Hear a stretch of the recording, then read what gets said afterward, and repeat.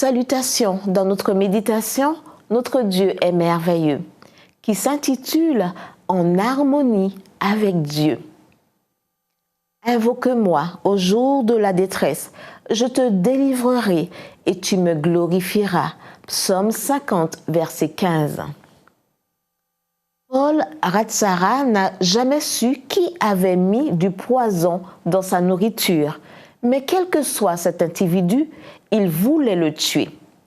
Après une longue convalescence, il ne retourna pas à l'école, mais resta à s'occuper de la ferme familiale. Serait-ce là la chance de sa vie? L'histoire est racontée par Derek J. Morris. Un jour, en accomplissant son travail quotidien, Paul trouva un livre qui attira son attention. Il s'agissait d'un exemplaire du Nouveau Testament et des psaumes en malgache, sa langue natale. Il n'aurait jamais imaginé que ce petit livre deviendrait son compagnon inséparable. Commençant par l'évangile de Matthieu, il lut le livre du commencement à la fin plusieurs fois. Pourquoi personne ne lui avait parlé de Jésus avant? Il décida alors de reprendre ses études dans une autre ville.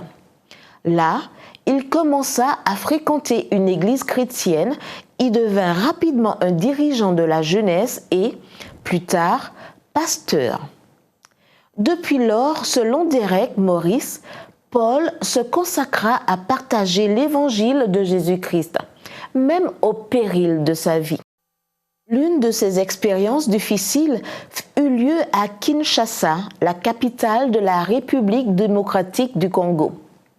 Paul marchait dans la rue quand un homme armé le força à monter dans un véhicule où deux autres hommes armés l'attendaient. Ils le dépouillèrent de ses affaires, puis le menacèrent de mort. Alors Paul se souvint d'un autre verset d'aujourd'hui. « Invoque-moi au jour de la détresse ».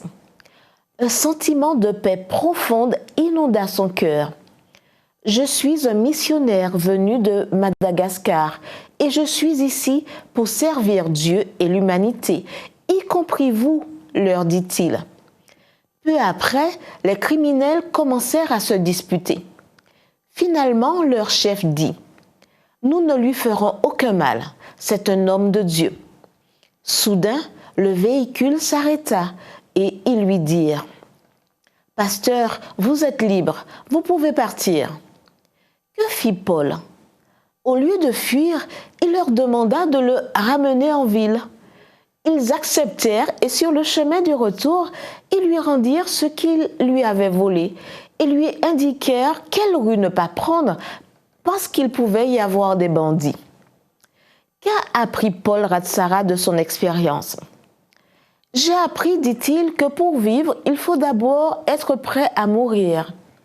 Pour être libre, il faut être libéré de la peur de mort.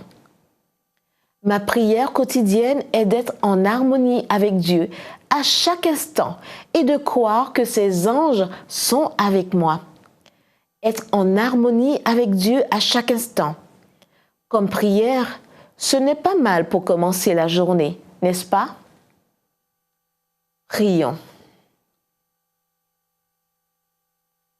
Dieu merveilleux, aujourd'hui, je veux être en harmonie avec toi et je veux que tes anges soient avec moi à tout moment. Au nom de ton Fils. Amen.